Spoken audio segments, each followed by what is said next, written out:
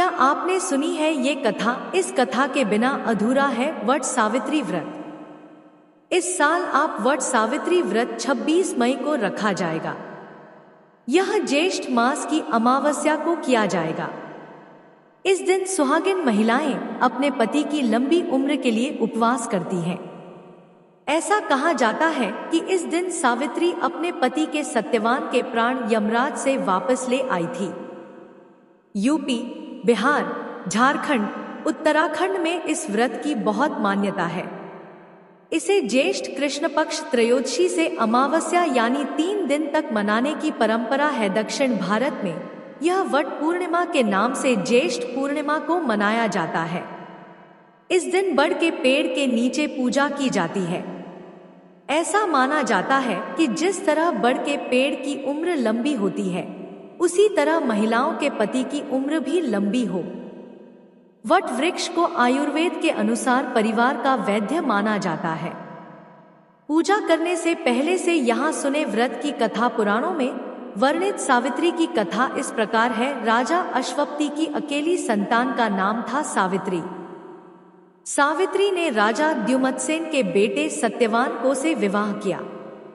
विवाह से पहले उन्हें नारद जी ने बताया कि सत्यवान के आयु कम है, तो भी सावित्री अपने फैसले से डिगी नहीं। वह सत्यवान के प्रेम में सभी राजसी वैभव त्याग कर उनके परिवार की सेवा करते हुए वन में रहने लगी। जिस दिन सत्यवान के महाप्रयाण का दिन था, उस दिन वह लकड़ियां काटने जंगल गए। वहां मूर्छित होकर गिर पड़े। उसी समय यमराज सत्यवान के प्राण लेने आए। 3 दिन से उपवास में रह रही सावित्री उस घड़ी को जानती थी। अतः बिना परेशान हुए यमराज से सत्यवान के प्राण वापस देने की प्रार्थना करती रही, लेकिन यमराज नहीं माने। तब सावित्री उनके पीछे पीछे ही जाने लगी। कई बार मना करने पर भी वह नहीं मानी, तो सावित्री के साहस और त्याग से यमराज प्रसन्न हुए और कोई 3 वरदान मांगने को कहा। सावित्री ने सत्यवान के दृष्टिहीन माता पिता के नेत्रों की ज्योति मांगी, उनका छिना हुआ राज्य मांगा और अपने लिए 100 पुत्रों का वरदान मांगा। तथास्तु कहने के बाद यमराज समझ गए कि सावित्री के पति को साथ ले जाना अब संभव नहीं। इसलिए उन्होंने सावित्री को अखंड सौभाग्य का आशीर्वाद दिया और सत्यवान को छोड़कर वहां से अंतर्धान हो गए। उस समय सावित्री अपने पति को लेकर वट वृक्ष के नीचे ही बैठी थी। इसीलिए इस दिन महिलाएं अपने परिवार और जीवन साथी की दीर्घायु की कामना करते हुए वट वृक्ष को भोग अर्पण करती हैं, उस पर धागा लपेटकर पूजा करती हैं। वट सावित्री व्रत कथा से सीख सकते हैं, जीवन जीने के 9 सूत्र, व्यक्तित्व में आएगा जादुई बदलाव। वट सावित्री व्रत महिलाएं अखंड सौभाग्य और पुत्र पौत्र की कामना से करती हैं। इस दिन यमराज, सावित्री, ब्रह्मा जी और बरगद की पूजा की जाती है। लेकिन इस कथा में कई ऐसी सीख भी दी गई है जिसे अपनाने पर लोगों की लाइफ और पर्सनालिटी में जादुई बदलाव ला सकती है। आइए पढ़ते हैं वट सावित्री व्रत कथा और इस कथा से किन बातों को सीख सकते हैं। वट सावित्री व्रत कथा। वट सावित्री व्रत कथा के अनुसार एक बार सनत कुमारों ने भगवान शिव से प्रार्थना की कि हे भगवान शिव, स्त्रियों के अखंड सौभाग्य, महाभाग्य और पुत्र पौत्र आदि का सुख प्रदान करने वाले व्रत के बारे में बताइए। इस पर भगवान शिव ने कहा, मद्र देश में अश्वपति नाम का एक राजा था। वह अत्यंत धर्मात्मा, ज्ञानी, वीर और वेदांगों का ज्ञाता था। अश्वपति अति बलशाली और ऐश्वर्यशाली था, लेकिन राजा के जीवन में संतान का अभाव था। संतान प्राप्ति के उद्देश्य से राजा अपनी धर्मपत्नी के साथ विभिन्न प्रकार से तप, पूजा और आराधना करने लगा। राजा अश्वपति देवी सावित्री के मंत्रों का जप करता था और उनके निमित्त भक्तिपूर्व आहुति अर्पित करता था। हे सनत कुमार, राजा की आराधना से देवी प्रसन्न हुई और कृपा करके उसे वरदान देने के लिए प्रकट हुई। भूहा, भुव और स्वह के तेज से युक्त और अक्ष सूत्र व कमंडल धारण किए हुए संपूर्ण सृष्टि में पूजनीय देवी सावित्री के दर्शन कर धन्य हो गया। राजा ने देवी मां को हर्षित हृदय के साथ भक्तिपूर्वक साष्टांग प्रणाम किया।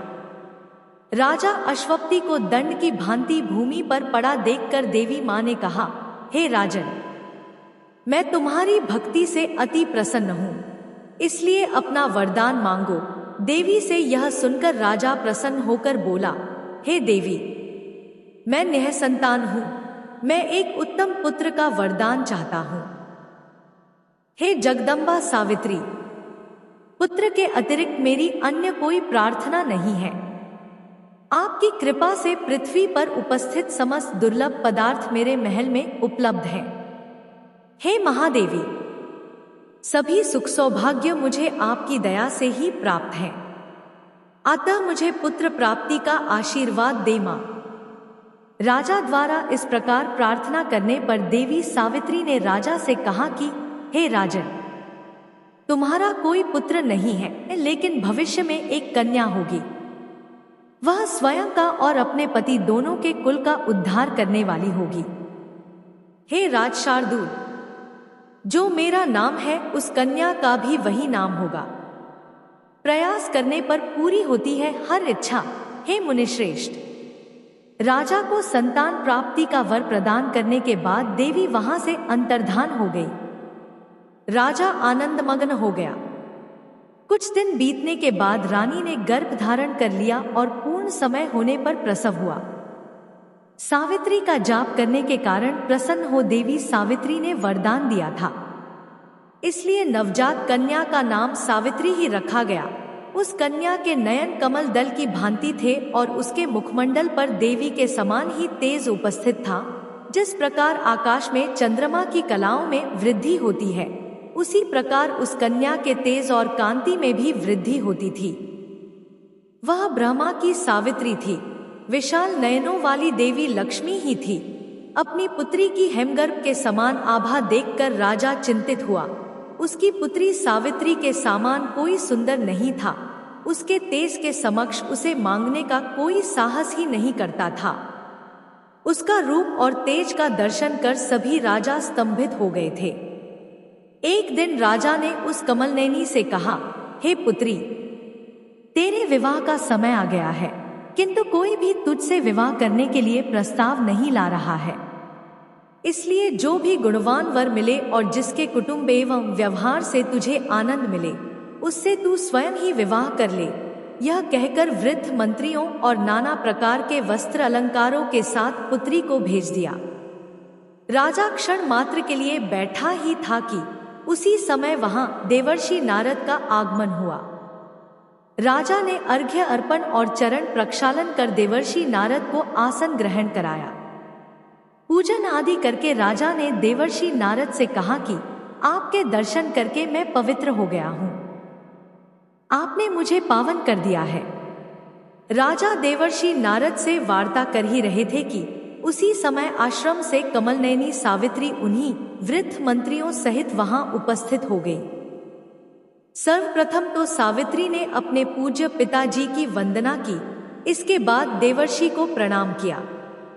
सावित्री के दर्शन कर देवर्षि नारद बोले, हे राजन, देवगर्भ के समान तेज वाली यह सुंदरी विवाह योग्य है, अतः तुम इसका विवाह किसी योग्य वर को क्यों नहीं कर रहे हो? इस पर राजा ने उत्तर दिया, हे मुनिश्रेष्ठ, मैंने सावित्री को इसी कार्य के लिए भेजा था, अभी यह लौट आई है।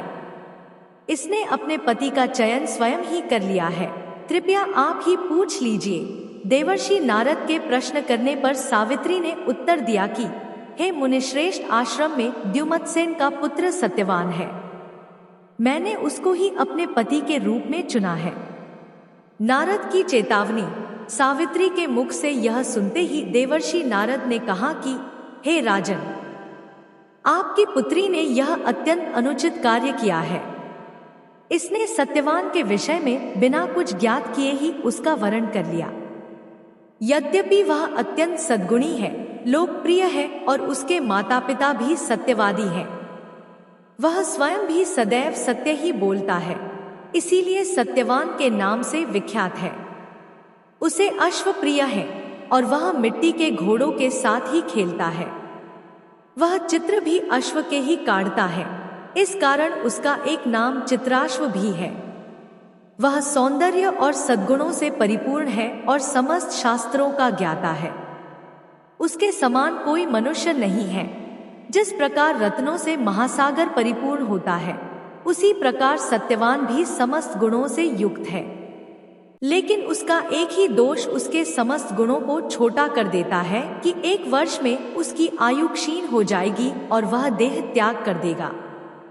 देवर्षि नारद के श्री मुख से यह सुनकर अश्वपति बोल पड़े, हे पुत्री सावित्री, तेरा कल्याण हो, तू किसी अन्य वर से विवाह कर ले। हे शुभलोचने, यही तेरे विवाह का अनुकूल समय है। जीवन जीने के सूत्र, ये 3 चीजें एक बार ही होती हैं। इस पर सावित्री ने कहा कि हे तात, मैं मन से भी किसी को नहीं चाहती। जिसका मैं वरण किया है वही मेरा पति होगा। पहले मन से विचार कर इसके शुभाशुभ का विचार करना मनुष्य को पीछे करता है। इस कारण मैं मन से भी किसी अन्य पुरुष का वरण नहीं कर सकती। सकृत जलपंती राजन सकृत जलपंती पंडिताः सकृत कन्याः प्रदीयन्ते त्रीण्येतानि सकृत सकृत, अर्थात राजा की आज्ञा, पंडित के वचन और कन्यादान एक बार ही होते हैं। यह जानकर मेरा मन विचलित नहीं होगा।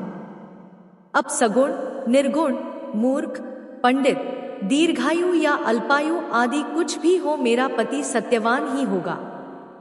चाहे इंद्र ही क्यों न प्राप्त हो, पर मैं किसी अन्य का वरण नहीं करूंगी। अतः आपकी जो इच्छा है कहिए। यह सुनकर देवर्षि नारद ने कहा, हे राजन, सावित्री ने सत्यवान से विवाह करने का दृढ़ निश्चय कर लिया है। अतः आप शीघ्र ही इसका विवाह करके पति के साथ भेज दे। यह कहकर देवर्षि नारद वहां से अंतर्धान हो गए। भगवान शिव बोले कि सावित्री के अचल, स्थिर बुद्धि और निश्चल हृदय को देखकर राजा सावित्री और अनेक प्रकार की धन संपदा सहित वन में निवास कर रहे द्युमत्सेन के समक्ष पहुंचा और भेंट की। राजा के साथ वृद्ध मंत्री और कुछ अनुयायी थे। द्युमत्सेन वृद्ध एवं दृष्टिहीन था तथा एक वृक्ष के तले बैठा हुआ था। सावित्री और अश्वपति ने उसका चरण स्पर्श किया तथा अपना परिचय देते हुए पास ही खड़े हो गए। द्युमत्सेन ने राजा से पधारने का कारण पूछा और वन के कंदमूल, फल आदि से स्वागत सत्कार किया। इसके बाद द्युमत्सेन ने राजा अश्वपति से कुशलक्षेम समाचार पूछे तो अश्वपति ने कहा कि आपके दर्शन मात्र से मेरा मंगल हो गया है। मेरी सावित्री नाम की पुत्री आपके पुत्र से प्रेम करती है। इसने स्वयं ही आपके पुत्र को अपने पति के रूप में वरा है। यह निष्पाप आपके पुत्र को अपना पति स्वीकार कर ले और मेरा और आपका संबंध स्थापित हो, यही कामना लेकर मैं यहाँ उपस्थित हुआ हूँ। द्युमत्सेन ने कहा कि हे राजन, मैं वृद्ध और दृष्टिहीन हूँ। मेरा भोजन कंदमूल, फल आदि है। राज्य से त्यक्त हूँ, छीना जा चुका है। मेरा पुत्र भी वन्य संसाधनों पर ही निर्वाह करता है। आपकी पुत्री वन्य जीवन के कष्टों को कैसे सहन करेगी? भला इसे इन दुखों का अर्थ कहाँ ज्ञात होगा? अतः यही कारण है कि मैं इस विवाह प्रस्ताव को स्वीकार नहीं कर सकता। द्युमत्सेन के मन की दुविधा को समझते हुए राजा अश्वपति ने कहा, मेरी पुत्री ने इन सभी तथ्यों को जानकर ही सत्यवान का वरण किया है। हे मान के देने वाले, निःसंदेह आपके पुत्र का सानिध्य मेरी पुत्री को स्वर्ग के समान प्रतीत होगा। अश्वपति के वचनों को सुन उस द्युमत्सेन राजर्षि ने सावित्री और सत्यवान के विवाह के लिए समर्थन दे दिया। विवाह के बाद अश्वपति ने अनेक प्रकार से राजर्षि द्युमत्सेन का अभिवादन किया और अपनी राजधानी को प्रस्थान किया। किसी भी परिस्थिति में हार नहीं मानना चाहिए। सत्यवान को पति के रूप में प्राप्त कर सावित्री उसी प्रकार आनंद विभोर हो गई जिस प्रकार इंद्र को प्राप्त कर शची आनंदित होती है। सत्यवान भी सावित्री को पत्नी रूप में प्राप्त कर अत्यधिक हर्षित और आनंदित हो रहा था। लेकिन सावित्री के मन में अभी भी देवर्षि नारद द्वारा कहे वचन गूंज रहे थे। इसीलिए उसने वटसावित्री व्रत करने का संकल्प ग्रहण किया। वह दिनों की गिनती करती रहती थी और सत्यवान का अंत समय निकट आने की चिंता में गृहस्थ जीवन का आनंद भी नहीं ग्रहण कर पा रही थी। सावित्री दिन रात व्रत में ही लीन हो गई। 3 रात्रि पूर्ण कर पितृ देवताओं का तर्पण किया और सासश्वसुर की चरण वंदना कर पूजन किया। इसके बाद सत्यवान एक विशाल कठोर कुठार लेकर वन की ओर प्रस्थान करने लगा। किसी अनहोनी की आशंका से सावित्री ने सत्यवान से आग्रह किया कि कृपया आप इस समय वन न जाएं। यदि जाने के इच्छुक ही हैं, तो मुझे भी साथ आने की आज्ञा दें। इस आश्रम में निवास करते हुए 1 वर्ष व्यतीत हो गया है। मैंने आज तक वन का दर्शन नहीं किया। मेरी भी वन भ्रमण की कामना है। हे स्वामिन, हे मेरे नाथ, मुझे अपने साथ लेकर चले। सत्यवान ने कहा, हे प्रेयसी, मैं स्वतंत्र नहीं हूं। मेरे माता पिता से आज्ञा ले, और यदि वे कहते हैं तो हे मेरी प्राणप्रिय, तू अवश्य ही मेरे साथ वन को चल।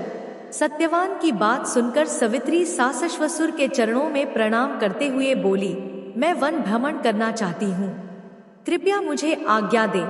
मेरा हृदय अपने पति के साथ वन भ्रमण के लिए अधीर हो रहा है। यह सुनकर द्युमत्सेन ने कहा, हे कल्याणी, आपने व्रत किया है, अतः उसका पारण कर लीजिए, इसके बाद वन चली जाना। सावित्री बोली, मैंने यह अनुष्ठान कर पूर्ण कर लिया है और चंद्रोदय के बाद भोजन ग्रहण करूंगी। इस समय मेरा मन पति के साथ वन भ्रमण के लिए लालायित है। हे राजन, मुझे मेरे प्रिय पति के सामीप्य में किसी प्रकार का कष्ट नहीं होगा। यह सुनकर द्युमत्सेन ने कहा, जैसा आपको उचित लगे प्रसन्नतापूर्वक वैसा ही करें। सावित्री ने सासश्वसुर की चरण वंदना की और सत्यवान के साथ वन को प्रस्थान किया। पति की मृत्यु का समय निकट था, इसलिए सावित्री लगातार उसे ही निहार रही थी। संपूर्ण वन विविध प्रकार के सुंदर पुष्पों से सुसज्जित था। सुंदर हिरण वायुवेग से यहाँ वहां दौड़ रहे थे। सावित्री इस मनोरम दृश्य को देखते हुए वन में चली जा रही थी, लेकिन मन में सत्यवान की मृत्यु के विषय में विचार कर डर भी रही थी। सत्यवान कठिन परिश्रम करने के लिए शीघ्रता से लकड़ी और फल आदि जुटाने लगा।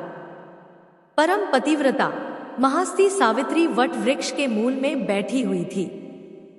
उसी समय लकड़ी का भार उठाते हुए सत्यवान के मस्तक में पीड़ा होने लगी और सत्यवान को भारी कष्ट का अनुभव होने लगा। उसी देह कंपित होने लगी। वह वट वृक्ष के समीप आकर सावित्री से बोला, मेरी देह में कंपन हो रहा है, मेरे मस्तक में पीड़ा हो रही है। ऐसा प्रतीत होता है जैसे मेरे मस्तक में शूल के समान कांटे चुभ रहे हैं। हे सुव्रते, हे प्राण प्रिय, मैं तेरी गोद में विश्राम करना चाहता हूँ। सावित्री सत्यवान की मृत्यु के समय को जानती थी। उसे यह पता चल गया था कि काल का आगमन हो गया है, इसलिए वह उसी स्थान पर बैठ गई और सत्यवान भी उसकी गोद में मस्तक रखकर सोने लगा। उसी क्षण वहां एक काले और भूरे रंग का व्यक्ति प्रकट हुआ। उसकी देह से तीव्र तेज निकल रहा था। वह व्यक्ति सावित्री से बोला, छोड़ दे इसे। सावित्री ने प्रश्न किया कि संसार को भयभीत करने वाले आप कौन हैं? मुझे कोई भी पुरुष भयभीत नहीं कर सकता। धर्मात्मा और सद्गुणी व्यक्ति का यमराज भी करते हैं सम्मान। यह सुनकर लोगों में भयंकर यम ने कहा, हे वरारोहे, तेरे पति की आयु समाप्त हो गई है, इसे अपने पाश में बांधकर कर ले जाने की मेरी कामना है। यमराज की यह बात सुनकर सावित्री बोली, हे प्रभु, मैंने तो यह सुना कि आपके दूत अर्थात यमदूत प्राणी को लेने आते हैं, लेकिन आपके स्वयं उपस्थित होने का क्या कारण है? यम ने कहा कि सत्यवान अत्यंत धर्मात्मा और सद्गुणी है, अतः वह मेरे दूतों द्वारा ले जाने योग्य नहीं है, इसीलिए मैं स्वयं ही आया हूँ। इतना कहते हुए यमदेव ने सत्यवान के शरीर में पाशों के बंधन में बंधे अंगूठे मात्र के प्राण पुरुष को बलपूर्व खींच लिया। इसके बाद सत्यवान का शरीर निःश्वास, निष्प्राण, तेज रहित, चेष्टा रहित हो गया और यम उसे बांधकर दक्षिण दिशा की ओर प्रस्थान किया। 7 आधार पर होती है मैत्री। अपने पति की मृत्यु से व्याकुल सावित्री भी यम के पीछे पीछे चल लगी। सावित्री अपने व्रत नियम आदि से सिद्ध हो चुकी थी और परम पतिव्रता थी, अतः यम के पीछे जाना उसके लिए सुलभ था। यम सावित्री को अपने पीछे आता देखा तो कहा, जा इसका अंत्योष्टि संस्कार संपन्न कर।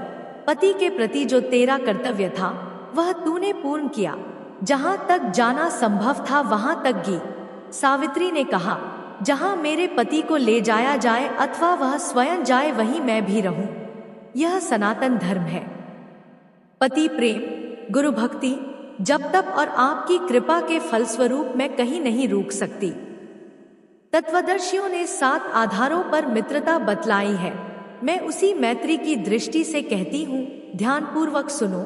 नानात्मवंतस्तु वने चरन्ति धर्मं च वासं च परिश्रमं च विज्ञान तो धर्ममुदाहरन्ति तस्मात् संतो धर्ममाहुः प्रधानम। यह धर्म सभी धर्मों में सर्वोच्च अर्थात लोलुप वनवास करके भी धर्म का आचरण नहीं कर सकते, न ब्रह्मचारी न सन्यासी हो सकते हैं। बुद्धिमान ज्ञानीजन मात्र धर्म में ही सुख मानते हैं, इसीलिए संत धर्म को ही प्रधान मानते हैं। सज्जनों द्वारा स्वीकार्य एक ही धर्म के माध्यम से हम दोनों ने एक ही मार्ग प्राप्त किया है, इसीलिए मैं गुरुकुल वास और सन्यास की इच्छुक नहीं हूँ।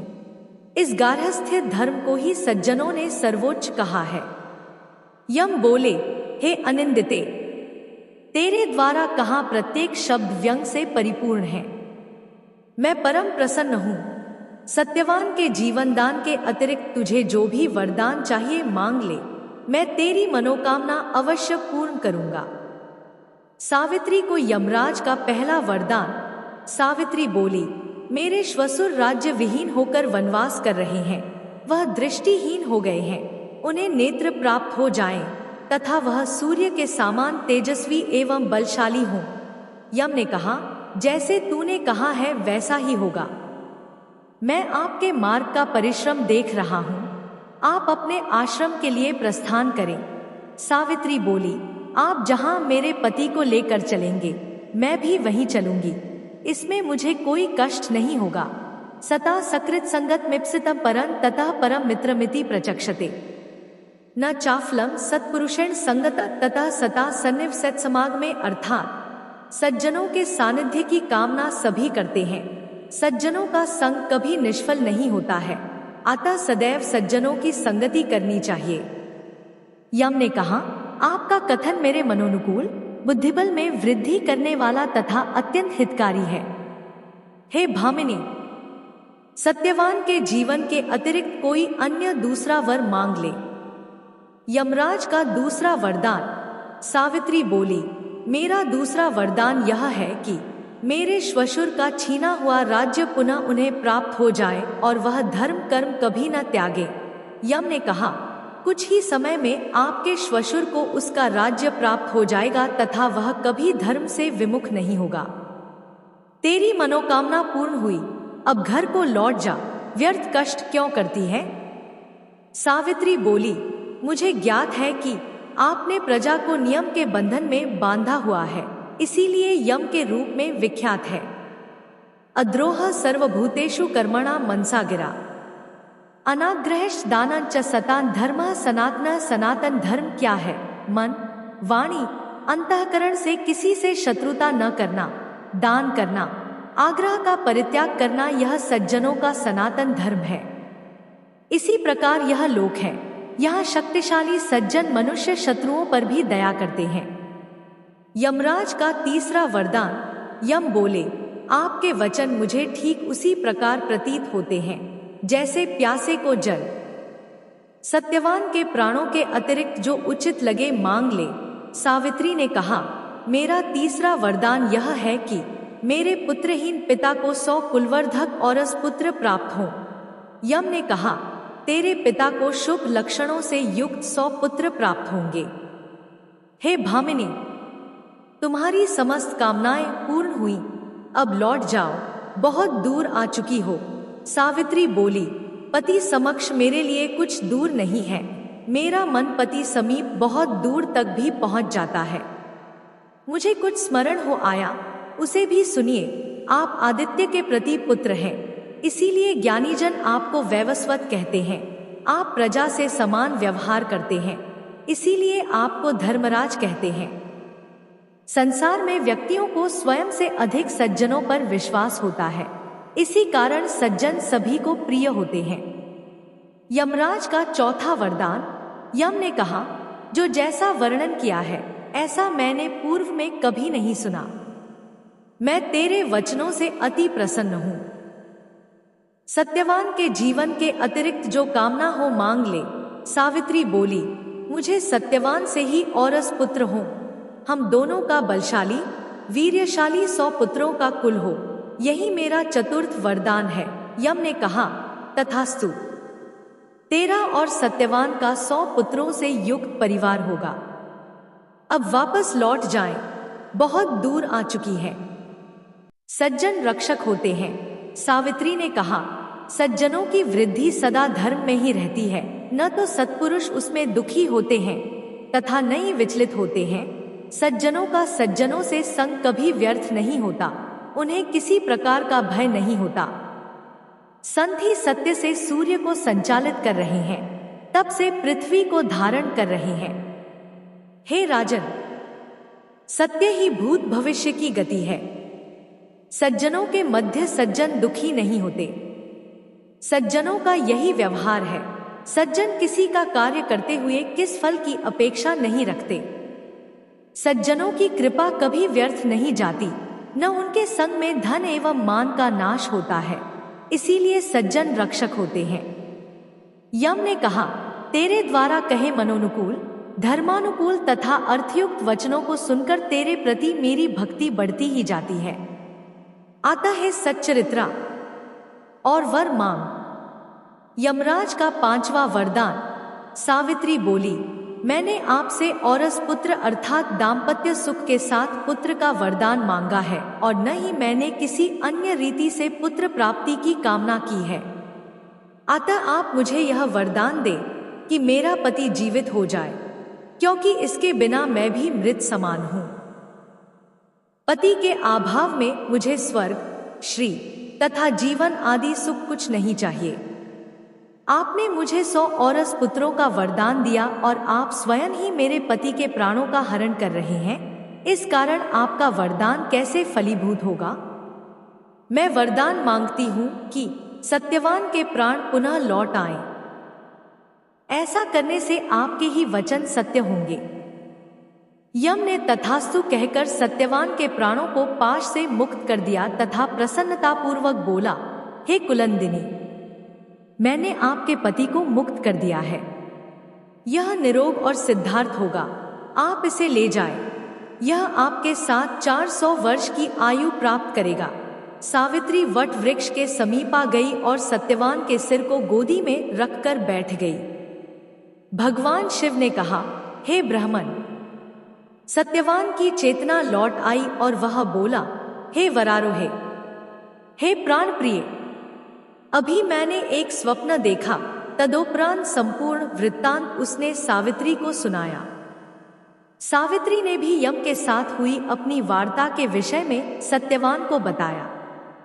द्युमत्सेन अपने पुत्र के आगमन की प्रतीक्षा कर रहा था, लेकिन शाम का समय होते ही वह व्याकुल हो उठा और यहाँ से वहाँ चारों दिशाओं में भागने लगा। द्युमत्सेन पुत्र की खोज में एक आश्रम से दूसरे आश्रम जाता और सभी से प्रश्न करता कि हम दोनों नेत्रहीनों की लकड़ी, मेरा प्रिय पुत्र चित्राश्व कहाँ गया। तथा हे पुत्र कहकर दुखी होने लगा। उसी समय राजा के नेत्र खुल गए और उसकी दृष्टि लौट आई।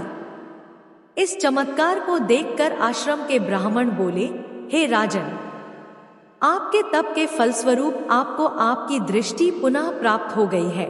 अतः यह नेत्र प्राप्ति का संकेत है कि आपका पुत्र भी शीघ्र ही प्राप्त हो जाएगा। भगवान शिव बोले। द्विजगण चर्चा कर ही रहे थे कि उसी समय सावित्री सहित सत्यवान वहां आ गया और समस्त ब्राह्मणों एवं माता पिता को प्रणाम किया। वहां उपस्थित ब्राह्मणों ने प्रश्न किया, हे शुभान्य सावित्री, क्या तुम्हें अपने वृद्ध श्वशुर के नेत्रों की पुनः प्राप्ति का कारण ज्ञात है? सावित्री बोली कि हे पूजनीय द्विजगणों, मुझे उनकी दृष्टि प्राप्ति का वास्तविक कारण तो ज्ञात नहीं है, लेकिन मेरे पति चिरनिद्रा में लीन हो गए थे, इस कारण विलंब हो गया। सत्यवान बोला, हे मुनिगणों, यह सब इस सावित्री के व्रत के प्रभाव से ही हुआ है। मुझे कोई अन्य कारण नहीं प्रतीत होता, अतः यह सावित्री के तप का ही शुभ परिणाम है। मैंने स्वयं सावित्री के व्रत का यह महात्म्य देखा है। शिवजी बोले, सत्यवान यह कह ही रहा होता है कि उसी क्षण उसकी राजधानी के प्रधान पुरुषों ने आकर यह सूचना दी कि जिस दुष्ट मंत्री ने आपका राज्य बलपूर्वक छीन लिया था, उसका वध भी उसके मंत्री ने ही कर दिया। इसीलिए हम आपके समक्ष उपस्थित हुए हैं। हे राजशार्दूल, अपने राज्य का पालन करने चले। हे राजन, आप मंत्री और पुरोहितों द्वारा अपना राज्याभिषेक कराएं। राजा उनका आग्रह स्वीकार कर उन प्रधान पुरुषों सहित अपने नगर पहुंचा, अपने कुल क्रमागत राज्य को प्राप्त कर अति आनंदित हुआ। सावित्री और सत्यवान भी अत्यंत हर्षित हुए। इसी व्रत के महात्म्य से सावित्री ने 100 वीर पुत्रों को जन्म दिया। यमराज के वरदान के अनुसार ही सावित्री के पिता के भी परम बलवान 100 पुत्र हुए। हे ब्राह्मण, यह हमने इस वट सावित्री व्रत का उत्तम महत्व सुना दिया है। इस व्रत के प्रभाव से आयु क्षीण होने पर भी पति जीवित हो उठता है। समस्त स्त्रियों को इस सौभाग्यदायक व्रत को करना चाहिए।